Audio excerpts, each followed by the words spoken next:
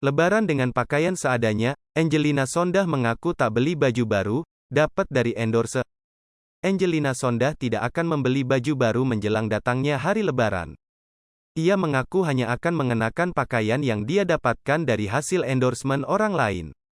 Pasalnya, Angelina Sondah sudah merasa lebih dari cukup bisa menghabiskan waktu Lebaran bersama keluarga.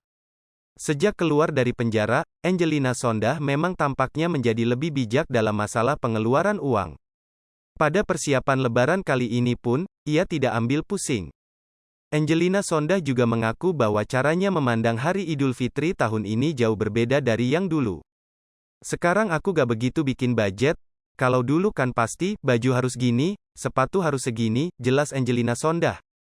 Wanita ini menambahkan bahwa ia belum pernah beli baju baru semenjak bebas dari penjara. Salah satunya tentu saja karena Angelina Sondah sudah tak lagi sekaya dulu. Kendati demikian, Angelina Sondah mengaku sangat bersyukur dirinya dapat mendapatkan baju dari pemberian orang lain. Mengenai pakaian spesifik yang akan Angelina pakai bersama keluarga, ia tidak punya pilihan khusus. Seadanya aja, lihat nanti, siapa saja yang kasih, pungkasnya. Hal yang paling dirindukan Angelina Sondah menjelang Lebaran.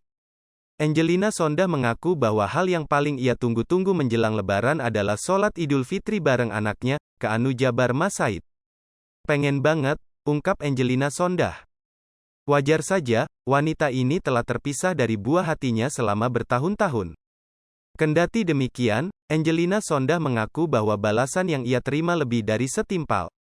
Angelina Sondah sangat bersyukur bahwa bulan Ramadan kali ini bisa ia habiskan bersama sang anak.